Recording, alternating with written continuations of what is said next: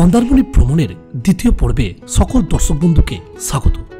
দিনের শুভারম্ভে এক কাপ চা খাস্তা লেরোয়, না ঠিক লেরো নয়, গতকাল ধর্মতলা থেকে কিনেছিলাম এরকম চৌকো চৌকো টা, যেটা ছাড়া মোটেই ভালো লাগে না এরকম এক কাপ গরম গরম চা। সমুদ্র দেখতে দেখতে একাকী আমি চায়ের কাপ নিয়ে হাতে। যখন আসবেন অনলি কাপেল, থাকবে শুধু লাভ, নো চায়ের কাপ, কাটাবেন সময় এই সমুদ্র সৈকতে। আর একটু সকাল সকাল আসবেন, এখন তো রোদ পড়ে গেছে অনেকটাই, মানে আমি জাস্ট শ্যুট করবো বলে বসেছি, নাহলে এত রোদে একটু বসা খুব মুশকিল ব্যাপার।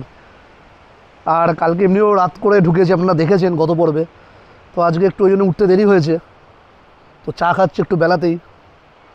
বিস্কুটের থলি এটা কালকে কিনেছিলাম ধর্মতলা থেকে, তো যাই হোক ভাবলাম আজকে চায়ের সাথে খেয়ে নিই, চায়ের সাথে এটাকে কাজে লাগানো যাক।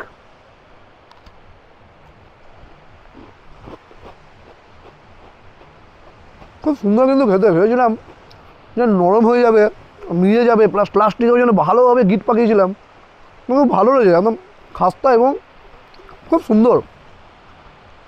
মানে এখন ভাবছি বাড়িতেও নিয়ে যাবে, মানে বাড়ি অবধি টেকসই থাকবে। একটু বেলা হলেও দিনের শুরুটা ঠিক এইভাবে করেছিলাম, রিসর্টের সামনে রাখা চেয়ারে বসে সমুদ্র দেখতে দেখতে। গত পর্বে আপনাদের জানিয়েছি মন্দারমণিতে আমি যে রিসর্টে রয়েছি তার নাম দ্য গোল্ডেন বিচ রিসর্ট। মন্দারমণিতেও একটু নির্জন নিরিবিলিতে কাটাতে চাইলে বিশ্ব বাংলা সি বিচ পার করে শেষ প্রান্তে মেন রোড থেকে বাঁদিকে একেবারে সমুদ্রের পাড়ে এই রিসর্ট হতে পারে আপনার জন্য সেরা ঠিকানা এবং সবচেয়ে বেস্ট অপশান। এই রিসর্টে একই ধরনের একই রকমভাবে পর্যটকদের থাকার জন্য তৈরি করা হয়েছে 16টি কটেজ, তার মধ্যে প্রত্যেকটি এসি কটেজ। রুম ভাড়া নিয়ে অনেকের মধ্যে অনেক সময় অনেক প্রশ্ন ঘোরাফেরা করে, তাই বলে রাখি যেখানে সারা বছর ফিক্সড রুম ভাড়া থাকে সেটা অবশ্যই আমি আপনাদের সেভাবেই জানাবো। তার মধ্যে বেশিরভাগ হোটেলই সময়ভিত্তিক সিজন ভিত্তিক রুম ভাড়া ওঠানামা করে, এই নিয়ে বাড়তি সন্দেহ প্রকাশের জায়গা মনে তৈরি করবেন না। মন্দারমণি আসার আগে রিসর্টের ম্যানেজারকে ফোনে জানিয়েছিলাম যদি ফাঁকা থাকে একেবারে সমুদ্রের কাছে কোনো কটেজ আমার জন্য অন্তত একটা রেখে দেবেন। কটেজ নম্বর 12, রুমের ভেতর বিস্তারিত বর্ণনা এর আগেই আমি আপনাদের গত পর্বের ভিডিওতে জানিয়েছি। একটু আগেই চা খেতে খেতে আপনাদের বলছিলাম না যে যখন জোয়ার চলবে, তখন তো ভাটা চলছিল, একদম জোয়ারের সময় হোটেলের কাছে জল চলে আসে, মানে যেখানে বাসের সিঁড়ি করা আছে, হোটেলে বাসের সিঁড়ি দিয়ে নামলেই পা ডোবালেই সমুদ্র। আর এমনি তো হোটেল থেকে সমুদ্র কাছেই, দেখুন এখন জোয়ার চলছে, জল কত কাছে, এই দেখুন।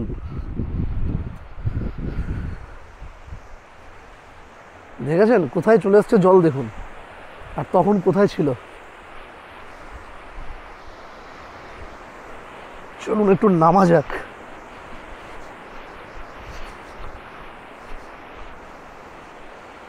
ওই দূরে কিছু টুরিস্ট স্নান করছে মনে হচ্ছে ওইখানে, আর ওইদিকেও কিছু রয়েছে। দেখুন কোথায় জল চলে এসছে। হ্যাঁ, হোটেল থেকে নেমেই আপনি একদম সমুদ্র পেয়ে যাবেন। এই যে আমাদের হোটেল গোল্ডেন বিচ রিসর্ট, আর এই সমুদ্র।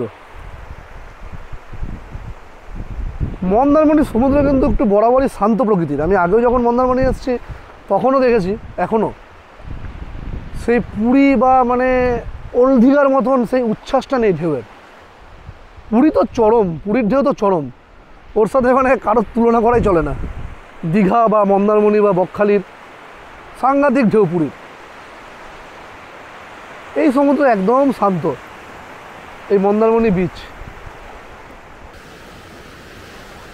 মন্দারমণি কিন্তু আর আগের মতো সেই নির্জন নিরিবিলি নেই, আস্তে আস্তে দীঘার মতোই হয়ে উঠছে।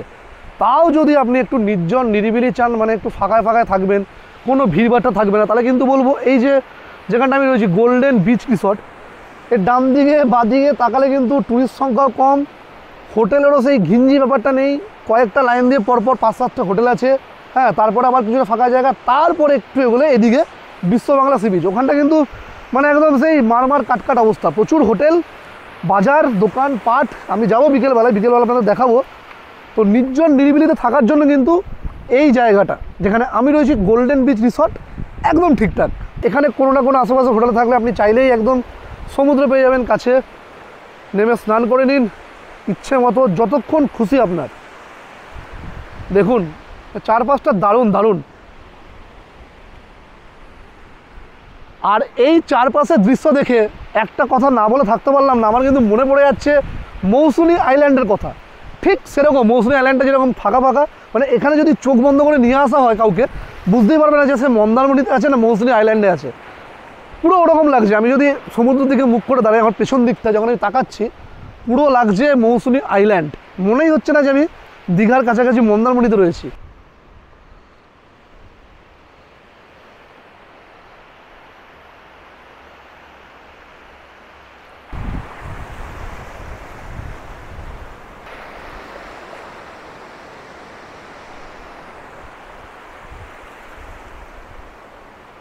আস্তে আস্তে কিন্তু জল বাড়ছে একদম। দেখুন এই যে বাসের সিঁড়ি করা আছে, দেখুন এটা এই জায়গাটা পুরো জল হয়ে গেছে।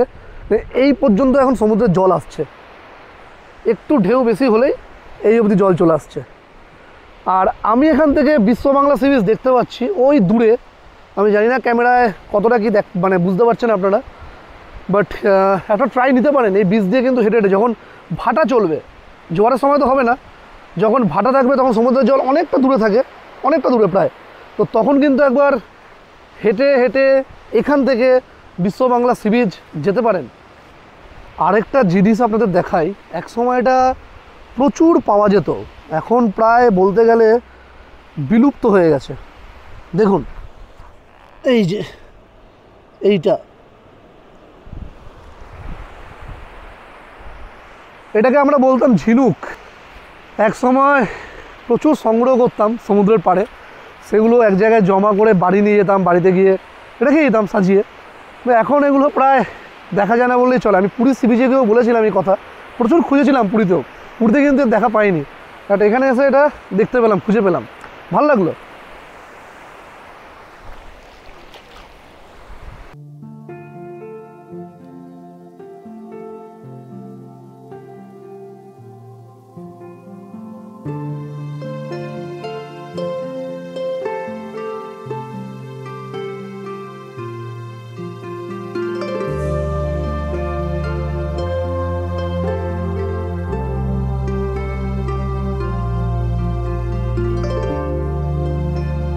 ওই দূরে কালো রঙের দেখা যাচ্ছে মাঝি ভাইদের ছোট ছোট মাছ ধরার নৌকা। তো দিন থেকে রাত সর্বক্ষণ, কেউ কেউ 10 দিন, কেউ কেউ টানা 15 থেকে 20 দিন একইভাবে সমুদ্রের মধ্যে মাছ ধরে চলেছে। তারপর মাছ ধরা হলে সেই নৌকো নিয়ে ঘাটে আসছে। ডাব কত করে? কচি নাকি সব? শাঁসওয়ালা থেকে দাও। কত করে বললে? 50। এগুলো এগুলো 50 নাকি? নারকেল হবে না তো? মানে পাতলা মোটামুটি মিডিয়াম শাঁস হলে হবে? মিডিয়াম শাঁস হলেই হবে, জল চাই না, শাঁস হলেই হবে। দাঁড়া দাঁড়া, ওটা নারকেল হবে না তো? শাঁস হবে তো? ভালো।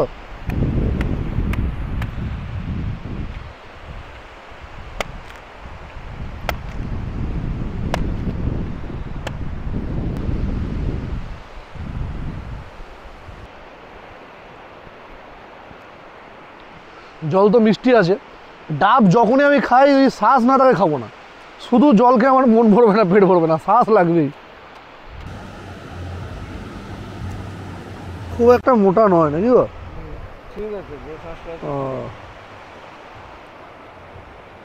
আমার পেছনে যেটা দেখছেন হলুদ রঙের, এটা হচ্ছে ব্যানানা বোট রাইড। আর নিচে যেটা দেখছেন লাল রঙের, এটা হচ্ছে জামিনি বোট রাইড। তো আপনারা কিন্তু এখানে এই দুটো বোট রাইডই করতে পারবেন। চলুন কাকা আছে, কাকার কাছ থেকে একটু জেনে নিই এই বোট রাইডের জন্য কত এক্স্যাক্ট খরচ পড়বে। আমাদের এই বিচেই কাকাই রয়েছে। আমি যেটা বললাম জামিনি বোট বা আপনারা ব্যানানা বোট রাইড করতে পারেন। জামিনি বোট রাইড কত কাকা পার হেড? 250 টাকা পার হেড। কজন হলে মনে হয়? 2 জন হলেই ছেড়ে দেবে তাই তো? আর ব্যানানা বোট রাইডও তাই, 2 জন হলেই ছেড়ে দেবে? আচ্ছা, কত দূর নিয়ে যাও মোটামুটি?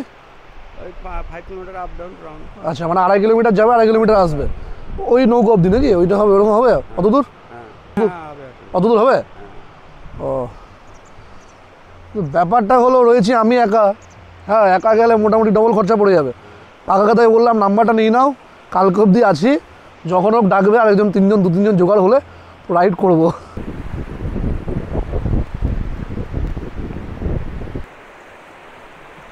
সেটুকুই, সমুদ্রে আর নামবো না, বেশি গভীরেও যাব না, বাড়িতে প্রতিজ্ঞাবদ্ধ। একা এসছি তাই এটুকুই ঠিক আছে।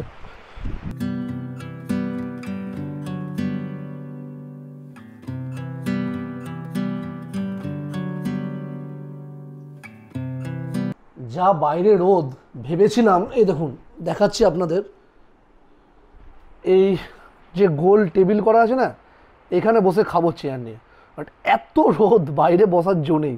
তারপরে লাস্টে ভাবলাম এইখানে খাবো, এখানেও গরম লাগবে, তো কিছু করার নেই, লাস্ট অবধি রুমে শিফট হলাম। তো এই হচ্ছে দিয়ে গেছে খাবার, পেপার ঢাকা দিয়ে পাঠিয়েছে, আমি একদম নিচে পেপার পেতে নিয়েছি। বাবা আবার এক্সট্রা ভাত দিয়েছে।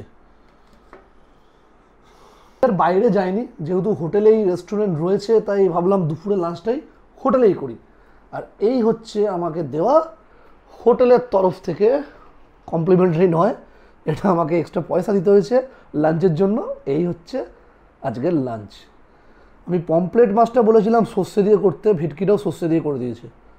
যাই হোক, এই যে ভাত, আলুর চিপস, চাটনি, এটা একটা সবজি দিয়েছে, এটা টিস্যু, এটা ডাল, মিষ্টি, আর এই ভেটকি মাছ।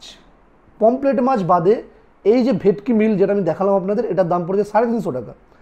এই যে পমপ্লেট মাছ, এই যে সাইজ দেখুন, এটার দাম পড়েছে 280 টাকা। সাথে কিন্তু এক্সট্রা ভাত দিয়েছে, এটা কিন্তু 350 টাকা ভেটকি মিলের মধ্যেই। একটা কথা বলবো ভাই, সব কিছু দিলি, চাটনি দিলি, পাঁপড় দিলি না, পাঁপড়টা দিলে একদম পুরো জমে যেত। চলো ঠিক আছে, কই বাত নেই, ডাল আছে, সাথে আলুর চিপস, এই দিয়েই হয়ে যাবে। এখন গরম গরম খাবার কিন্তু।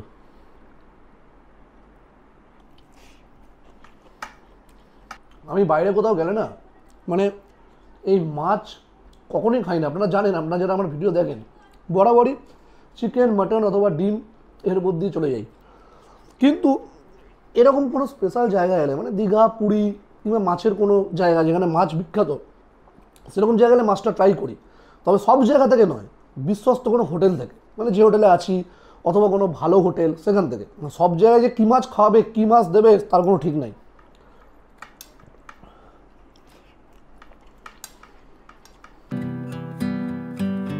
খাবারের কোয়ান্টিটি এবং কোয়ালিটি নিয়ে এখনও পর্যন্ত কোনো কমপ্লেন আমার নেই। তাই এই রিসর্টে এলে রেস্টুরেন্টের খাবার একবেলা হলেও অন্তত ট্রাই করে দেখতে পারেন। খাওয়া দাওয়া সেরে সামান্য রেস্ট নিয়ে যখন বাইরে এলাম, আবছা অন্ধকারে দেখলাম আমাদের দ্য গোল্ডেন বিচ রিসর্ট আরও রঙিন হয়ে উঠেছে তার নিজ সজ্জিত রূপে। বাইরে বেরিয়ে 10 টাকার বিনিময়ে টোটো ভাড়া করে রওনা দিলাম খুব কাছেই বিশ্ব বাংলা সি বিচ।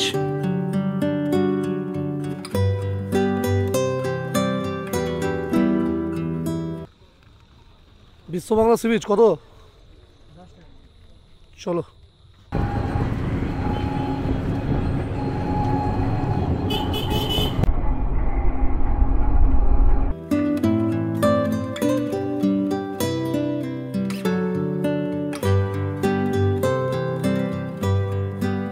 পৌঁছে গেলাম বিশ্ব বাংলা সি বিচ। একটু আগেই নামলাম, কারণ সি বিচের কাছে মনসা মাতার মন্দির আছে, মনসা দেবীর মন্দির।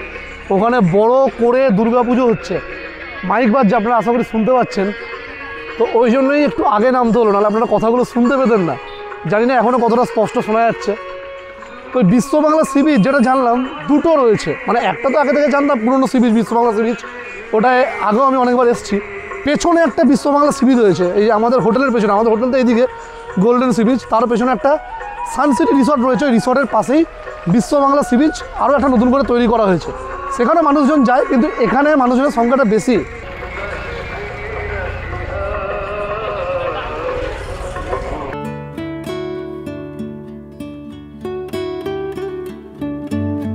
এই বিশ্ব বাংলা সি বিচের কাছের ডান দিকে বাঁদিকে থাকার জন্য প্রচুর হোটেল পাবেন। এই পারে সমুদ্র লাগোয়া যে হোটেলগুলো রয়েছে তার ভাড়া একটু বেশি, রাস্তার ওপারে যে হোটেলগুলো আছে তার ভাড়া তুলনামূলক অনেক কম।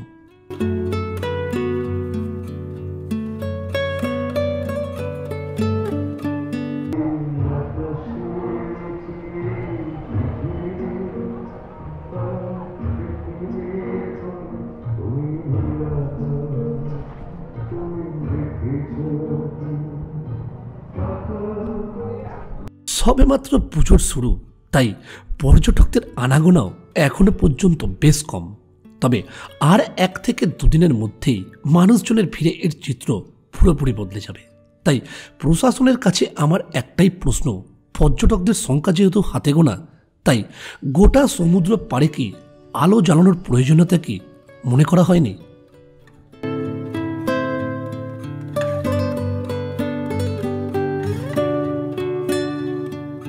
দাদা পমপ্লেট আছে, বাঁশপাতা আছে, সুরমাই আছে।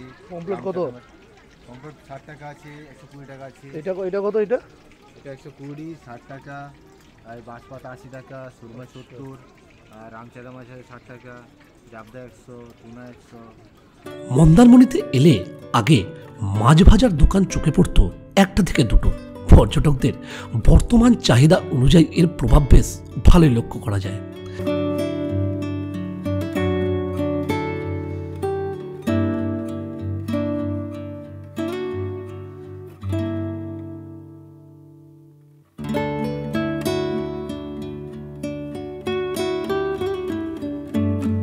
বিশ্ব বাংলা সি বিচের ভেতরেই বেশ কয়েকটা খাবারের হোটেল আছে, সাথে বাজার থেকে মাছ মাংস কিনে চাইলে আপনার নিজের পছন্দ মতো এখানে রান্নাও করে নিতে পারেন।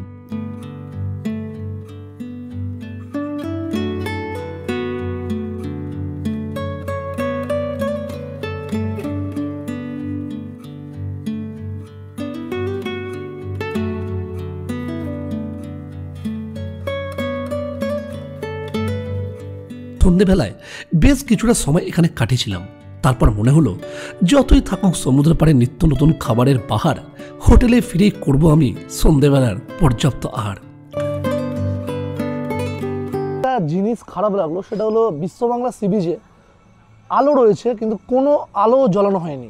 দিন হলে ভাবা যেত দুর্গা পুজো, আজকে মহাষষ্ঠী পুজো হচ্ছে সামনে মনসা মন্দিরে, ওখানে ওইটুকু জায়গার মধ্যে আলো আছে, প্লাস বাদবাকি যে সি বিচে যে আলোর পোস্টগুলো, লাইট পোস্ট রয়েছে, আলো রয়েছে, একটা আলো জ্বালানো হয়নি, পুরো অন্ধকার। এইটা দেখে সত্যি খারাপ লাগলো। মানে আগেরবার যখন এসেছিলাম প্রচুর আলো ছিল, ছবি পর্যন্ত তুলেছিলাম আলোতে, আর এখন ছবি তোলা তো দূরের কথা, ক্যামেরা জ্বালিয়ে পুরো মনে হচ্ছে ভূত, চারিদিকে অন্ধকার। এখন করছি সন্ধ্যের আহার টিফিন, আদা দিয়ে লাল চা, আর এই হচ্ছে চিকেন পকোড়া। এই যে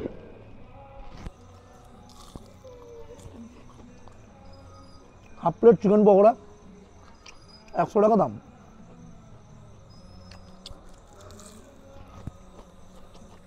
আমি যে হোটেলে আছি গোল্ডেন বিচে, কিন্তু খাওয়া দাওয়া বেশ ভালোই, খারাপ না। এই দেখুন রুমের বাইরেই একদম এই যে টেবিলের মতো করা আছে, এটা সকালে দেখেছিলাম দুপুরবেলায়, সেখানে বসেই চিকেন পকোড়া, চা। আপাতত আজকের জন্য গুড নাইট, ডিনার এই হোটেলেই করব। আর কালকে আমার দুপুর 2টোয় বাস রয়েছে গ্রিন লাইন, কালকে বেরিয়ে যাব মন্দারমণি থেকে। তার আগে আপনাদের সঙ্গে দেখা হবে, যদি ফোন করে স্পিড বোর্ডের যিনি চালক নাম্বার নিলেন, তো স্পিড বোর্ড রাইডটা হয়তো কালকে উনি যদি ফোন করে হতে পারে, আদারওয়াইজ কালকের জন্য মন্দারমণিকে বিদায়, টাটা। সকাল 9টা বেজে ঘড়িতে 58 মিনিট। সমস্যাটা হলো এখানে 11টায় চেক আউট, মানে এটা আমি জানতাম না, আমি ভেবেছিলাম 12টা, 12:30, 1টা হবে, হয়তো আরও আধ ঘন্টা এদিক ওদিক করে থাকা যাবে, অসুবিধা নেই। কিন্তু পুজোর সিজন চলছে, সব রুম বুকড, আমাকে বলে গেল অলরেডি যে 11টার স্যার ছেড়ে দিতে হবে, আমাদের আরও গেস্ট আছে, তারা আসবে আজকে। তো এটাই প্রবলেম যে আমার বাস হচ্ছে 2টো বেজে 1 মিনিটে, মানে এখান থেকে, এই মন্দারমণি থেকে। তো এটাই একটু বড় সমস্যা, মানে অতক্ষণ কোথায় থাকবো, কী করবো কী জানি। যাই হোক, বেরোতে তো হবে আর কি, স্নান করে বেরিয়ে পড়বো আর একটু পরেই। তো এখন আমার যেটা কমপ্লিমেন্টারি ব্রেকফাস্ট ছিল রুমের সাথে ইনক্লুড, 3000 টাকা যে রুমের দাম, তার সাথে দুজনকে, যেহেতু আমার সঙ্গে আরও একজন নেই, আমাকে এই জন্য একাই দিয়েছে, তো একজনের যে কমপ্লিমেন্টারি ব্রেকফাস্ট সেটা অলরেডি চলে এসছে। এই হচ্ছে ব্রেকফাস্ট, দিয়েছে পাউরুটি আর অমলেট, যদি এটা আমারই চয়েস, লুচি পুরি ছিল, বাট আমি বললাম এই ব্রেড বাটারটাই ঠিক আছে। আর এদিকে সুগার, এদিকে ব্ল্যাক টি। পাউরুটিতে চিনি দেয়নি, একটু চিনি না দিলে খাবার ঠিক টেস্টটা জমে না, তাই চিনি আবার আমি চাইলাম আলাদা করে, প্রথমে ওটা দেয়নি, বললাম ভাই একটু চিনি দিয়ে যাও, নাহলে খাওয়া যাবে না। হোটেলে নর্মালি এরকম করেই দেয়, অল্প বাটার লাগিয়ে দুদিকে পাউরুটি একসাথে করে দেয়। এরপর প্রশ্ন হলো, আমাদের বোট কাকুর আমার কাছে যখন ফোন এসেছিল তখন অলরেডি আমি মন্দারমণি ছাড়িয়ে চাউলখোলার রাস্তায় 5 কিলোমিটার সম্পূর্ণ করে ফেলেছি। তাই এবারের মতো রাইডটা বাকি থেকে গেল। আবার কবে হবে এর উত্তর আমার কাছে এখনো পর্যন্ত জানা নেই। চাউলখোলা মোড় থেকে খানিকটা এগিয়ে এসে দাঁড়ালাম, মানে এত জোর মাইক বাজছে, পুজো হচ্ছে মহাসপ্তমীর, একদম চাউলখোলা মোড়েই। এখানে এই যে আমার পেছনে হোটেল আছে, নৈনিতাল হোটেল, স্থানীয় হোটেল। এখানে দুপুরে ভাত খেয়ে নিলাম, কারণ অলরেডি তো বেজে গেছে 2:03, বাস দাঁড়াবে না 4:30 4টের আগে। বাস চলে এসছে, রামনগরে আছে। এখান থেকে রামনগর থেকে এখানে চাউলখোলা মিনিট 10-15 লাগবে বাসে।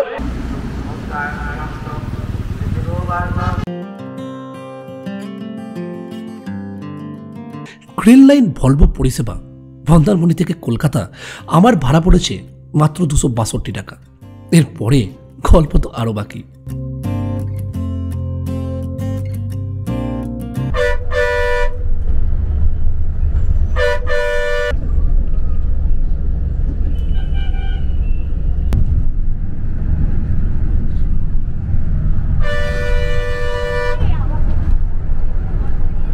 গাড়ি কিন্তু দুর্ধর্ষ টানছে, মানে দারুণ দারুণ। 4:06 বাজে আর আমরা ইতিমধ্যে কিন্তু কোলাঘাট পার করে জাস্ট 2 কিলোমিটার পার করে এসে গাড়ি দাঁড়ালো 20 মিনিট ব্রেকের জন্য। দারুণ সত্যি কিন্তু ঘুমটা হলো, মানে শরীর এমনি টায়ার্ড ছিল, 2 দিন ধরে ঠিকমতো ঘুমটুকু হয়নি, তো ব্যাপক ঘুমিয়ে নিয়েছি। আমি একটু পেছন দিকে এলাম, আপনাদের ভেতরটা একটু দেখিয়ে দিই আমি। এই হচ্ছে গ্রিন লাইনের ভেতর, ইন্টেরিয়ার। আমরা যে বাসে ট্রাভেল করছি দেখুন,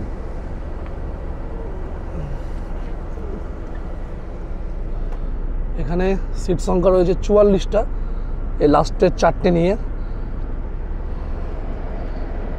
এই হচ্ছে গ্রিন লাইন বাস। এটা হচ্ছে হ্যান্ড লাগেজ রাখার জায়গা। আমি ঠিক আগের দিন যেরকম দেখেছি শ্যামলী পরিবহনে, সবটাই সেম। সিটও কিন্তু যথেষ্ট কমফোর্টেবল, কথা হবে না, মানে কমফোর্টেবল জার্নি নিয়ে গ্রিন লাইন অথবা শ্যামলীতে ভালো, খারাপ আমি বলতে পারছি না কোনো দিক থেকেই। বোতল হোল্ডার, এই বাস্কেটে আপনি যা টুকটাক কিছু জিনিসপত্র রাখতে পারেন, খাবার দাবার ইত্যাদি। এই যে পা রাখার জন্য সুন্দর জায়গাও করা আছে। লেগ স্পেসও বেশ ভালো, লেগ স্পেস নিয়ে কোনো চিন্তা নেই, যথেষ্ট বড় জায়গা। এবার দেখার যে এটা পুশব্যাক কতটা হয়। বাপরে, অনেকটা, এই লাস্ট অনেকটা পুশব্যাক হয়, শ্যামলীর থেকে একটু বেশি মনে হচ্ছে পুশব্যাকটা। বাহ, বেশ ভালোই। তো আমি আর নামলাম না, নেমে কি করব, অলরেডি ভাত খেয়েই বাসে ট্রাভেল করছি। এখানে সেই একই হোটেল। আমি রয়্যাল ক্রুজারে করে যখন এসেছিলাম, ভিডিও আছে চ্যানেলে, দীঘা থেকে যখন ফিরছিলাম আমি আর উমেশ দা, তো ওই রয়্যাল ক্রুজার কিন্তু এই সেম হোটেলেই দাঁড়িয়েছিল। এখানে সিঙ্গাড়া ভাতও পাবেন, হ্যাঁ, বিকেলের দিকটা সিঙ্গাড়া, চাউমিন, মোগলাই সবই পাওয়া যায়। থেকে কলকাতা ট্রাভেল করে রয়্যাল ক্রুজারে আমি আগেই এসেছি। সেদিন এলাম কলকাতা থেকে দীঘা, শ্যামলী পরিবহনে ট্রাভেল করে আজকে যাচ্ছি গ্রিন লাইনে মন্দারমণি থেকে কলকাতা। এভাবে দেখতে গেলে কিন্তু আমরা বেস্ট 3টে ভলভো কোম্পানির বাস ইতিমধ্যে ট্রাভেল করে নিয়েছি, এখনও বাকি আছে। এক্সপ্রেস লাইন বলে একটা নতুন বাস চলছে দীঘা থেকে কলকাতা, কলকাতা থেকে দীঘা, আরও অনেক রুটেই। তো যদি সেটা কোনো সুযোগ হয় সেটা আবার ট্রাভেল করবো, এটা ইচ্ছা আছে। আমরা ভাবলে অবাক লাগবে, আজকে যেহেতু সপ্তমী, মাত্র 12 জন, 12 থেকে 13 জন, একদম আমি যেটা বলছি সেটাই, বেশিও নয় কমও নয়, 12 থেকে মাত্র 13 জন ফিরছি মন্দারমণি থেকে কলকাতা। ভাবতে পারছেন? যাই হোক, কারণ যারা আসার অলরেডি আজকে মন্দারমণি যখনই বেরোচ্ছিলাম মন্দারমণি থেকে, গাড়ি ঢুকেছে মন্দারমণি, প্রচুর ট্যুরিস্ট এসছে আজ মন্দারমণি। আর যারা এসছে তারা মোটামুটি দশমী না কাটিয়ে, মানে পুজো না কাটিয়ে যাবে না। আর যারা যাওয়ার কালকে মোটামুটি চলে গেছে, আজকে কিছুজন মন্দারমণি ছেড়ে বেরিয়ে যাচ্ছে। মানে প্রথমে ঘুরে নিল, এরপরে কলকাতায় গিয়ে পুজো কাটাবে। আর যারা এসছে তারা কলকাতায় পুজো কাটিয়ে, ষষ্ঠী কাটিয়ে আজ চলে এলো। আমার সিট একদম প্রথমে 1 নম্বর। এই হচ্ছে আমার সিট, উইন্ডো সাইড 1 নম্বর। এসবি পোর্টের বদলে এখানে 3 পিন প্লাগ আছে, একটাই 3 পিন প্লাগ, 2 জন প্যাসেঞ্জারের জন্য একটাই রয়েছে। এটা একটু সমস্যা, বাট কাজ করা কিনা আমি জানি না, আমার প্রয়োজন হয়নি তাই আমি দেখিনি। এই হচ্ছে 3 পিন প্লাগ করাই, দেখুন সিটের নিচে একটাই রয়েছে, যেমন ওই দিকেও একটা রয়েছে, এই যে এরকম। সেই দিয়েছে জল 500 ml, আমি অলরেডি শেষ করে ফেলেছি।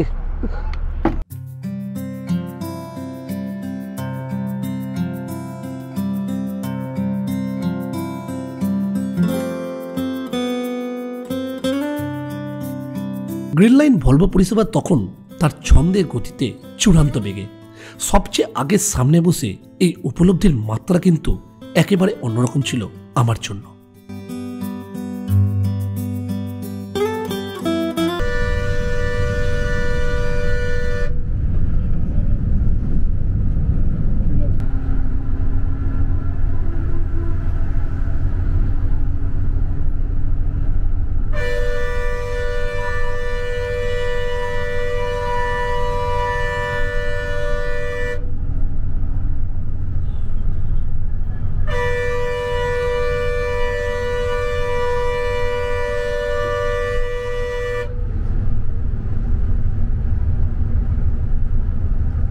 পেয়েছি সাঁতরাগাছি বাস স্ট্যান্ডে, সামনেই সাঁতরাগাছি স্টেশন। এখন পারাপার হয়ে যেতে হবে ওই রাস্তায়, বর্ধমানে বাস ধরবো।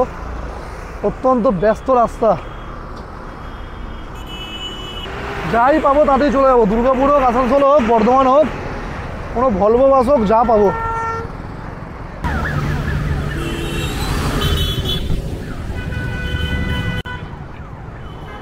ওরে বাপরে, ওরে বাপরে, ওরে বাপরে, এটা কিরে ভাই? শেষ হলো একদিনের মন্দারমণি ভ্রমণ, এবার শুধু বাড়িটুকু ফেরার অপেক্ষা। বাড়ির কাছে এসে না মনে হয় যে কতক্ষণে বাড়ি যাব, কতক্ষণে বাড়ি যাব। হ্যাঁ, ওই যে লোকজন দাঁড়িয়ে আছে বর্ধমানে যাওয়ার জন্য বোধহয়, না অবশ্য বর্ধমান না, দুর্গাপুর, সিউড়ি, আসানসোল সব লাইনে বাসের এদিক দিয়ে যায়, মেদিনীপুর। ভাগ্য যদি না করে নিরাশ, সময় যদি থাকে পাশে, হতে পারে সমস্ত ইচ্ছে পূরণ আপনার একই সাথে। এই গ্রিন লাইনে থেকে নামার সময় বলছিলাম যে সব বাসই হলো, এবার এক্সপ্রেস লাইনে একবার ট্রাভেল করতে হবে। যদি কখনো দীঘা যাই বা অন্য কোথাও যাই, শিলিগুড়ি কিংবা অন্য কোথাও, যে রুটে আর কি এক্সপ্রেস লাইন চলে, তো ভাগ্য যদি সাথ থাকে সব কিছুই ভালো হয়। মানে বাড়ি যাওয়ার সময়, বর্ধমান যাওয়ার সময় সেই এক্সপ্রেস লাইনের বাসই পেয়ে গেলাম। মানে আধ ঘন্টা নয়, মোটামুটি দাঁড়িয়েছিলাম 40-45 মিনিট, কোনো বাস পাচ্ছিলাম না। দিয়ে এই বাসটা ছেড়ে আসে, আমি শুনেছিলাম আগে যে এই বাসটা 5:20 ধর্মতলা থেকে ছাড়ে, তো সেটাই পেয়ে গেলাম। এটা আসানসোল যাচ্ছে ভায়া বর্ধমান এক্সপ্রেস লাইনের।